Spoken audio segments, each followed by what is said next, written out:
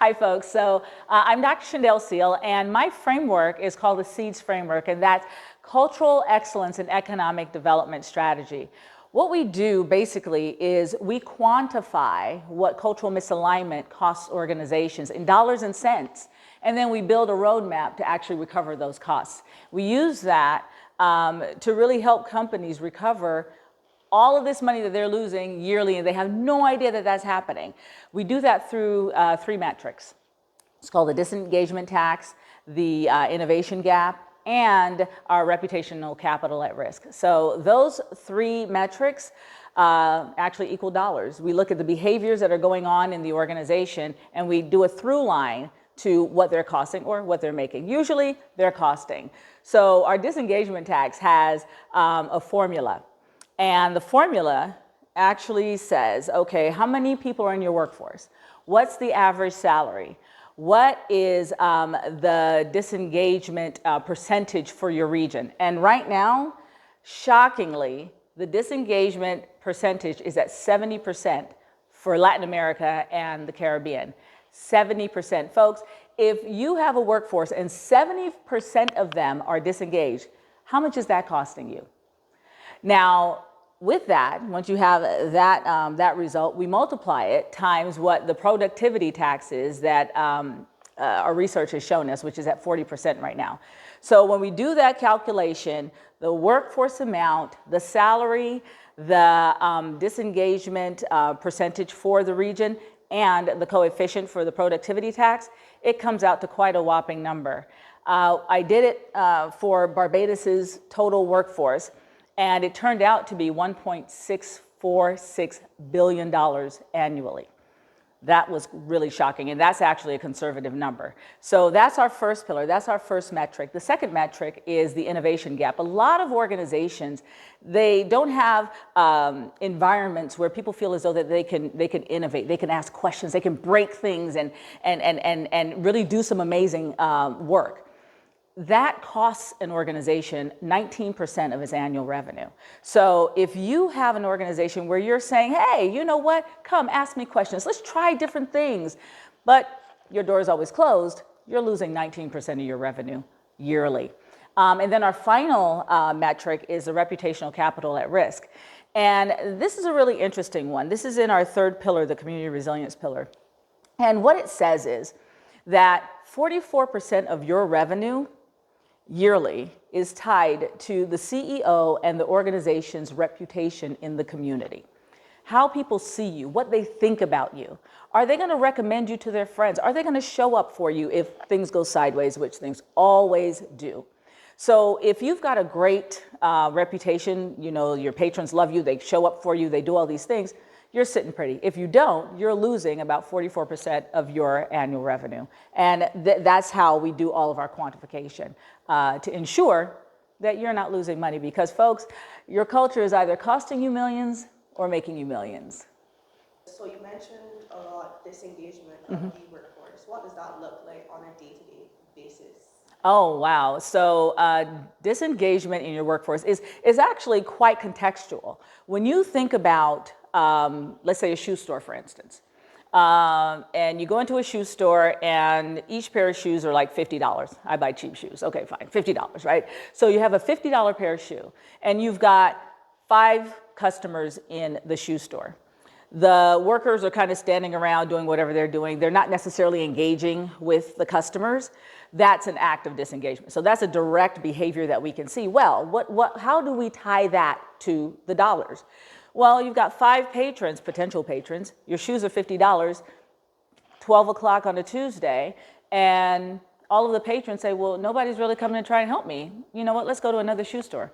That's 5 people at $50 per shoe that have just left at noon on a Tuesday. What's that, $250? Okay, so you just lost $250 at noon on a Tuesday. Multiply that times 365, and that's just noon on a Tuesday. So when we do that calculation, we say that particular behavior, those behaviors have actually cost you, just from that act on that Tuesday, $90,000 annually that you have lost. Poof, it's not in your P&L, it's not on your budget, it's just gone.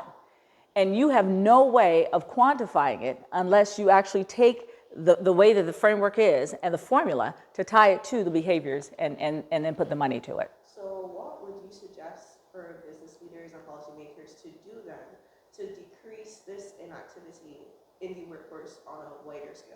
Well, I was looking at the 2030 mandate, and it is amazing, right, for productivity.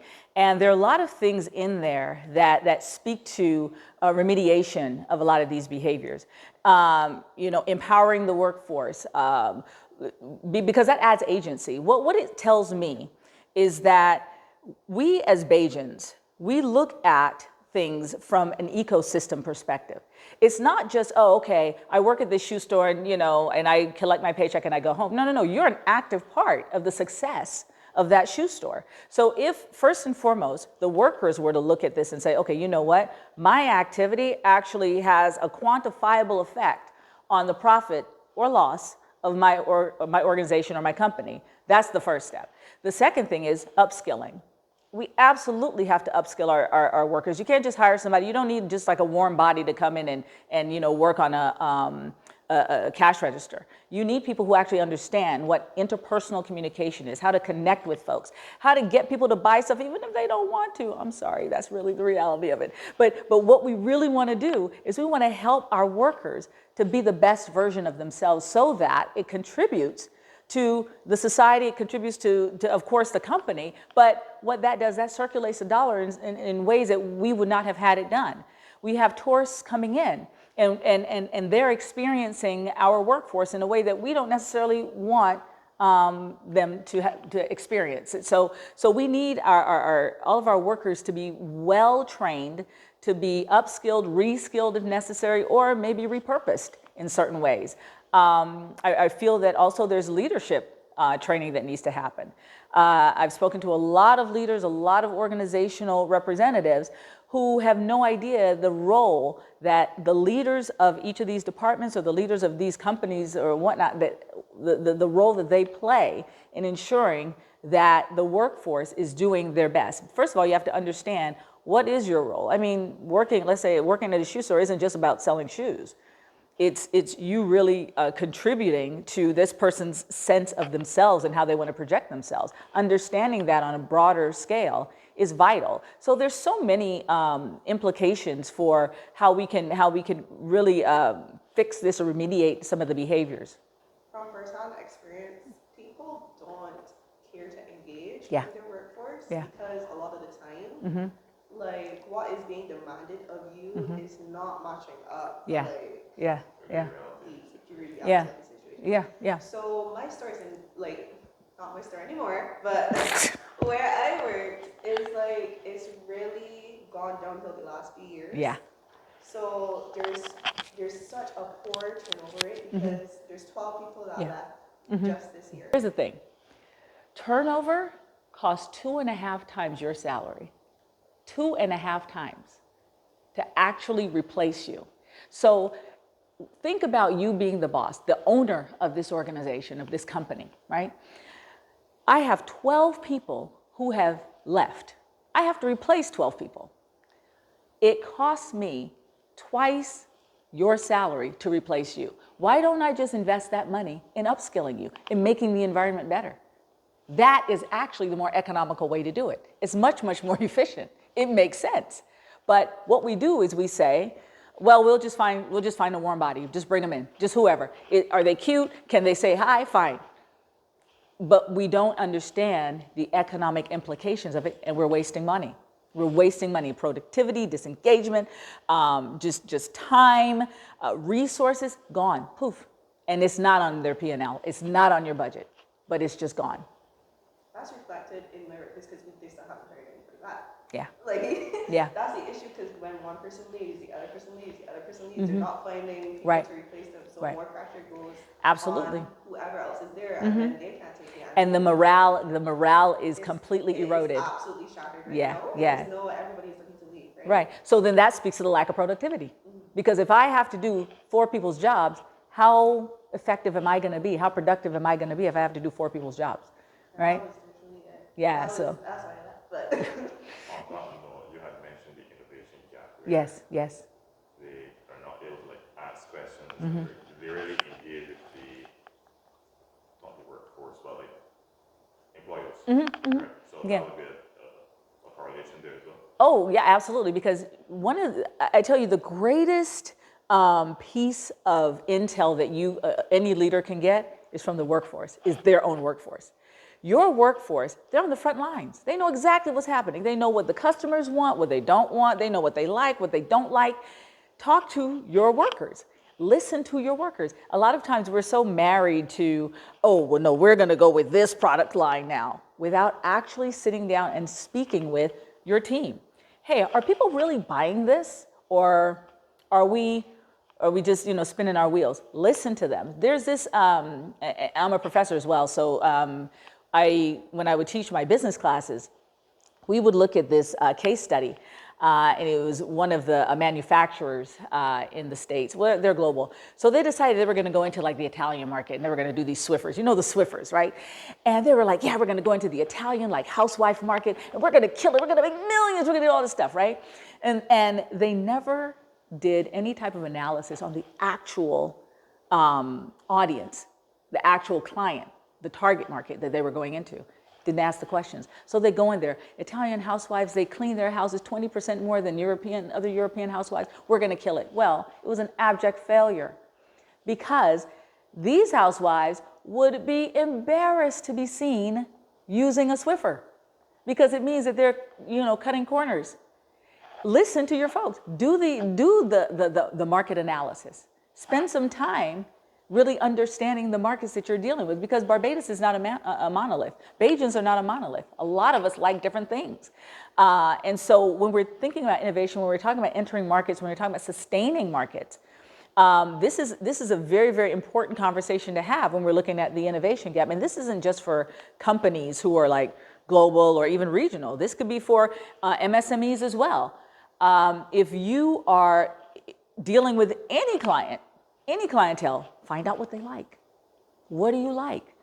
If you have somebody who's working for you, hey, what have you seen? Use them as your scout, because that's how you're going to be able to enter the markets that you want and be sustained in the markets that you want. And the reality of it all is grow your business. We don't get into business to just sit here and just look at yourself. We get into business to grow. So yeah, the innovation gap is huge for, and that would be the pillar to actually grow your business and to have any type of financial sustainability. If there is one action that business leaders and policymakers in Barbados should prioritize to improve workforce engagement and strengthen economic competitiveness, what would it be and why? One, I feel as though we need to be able, and I'm big on the economics of it. We need to understand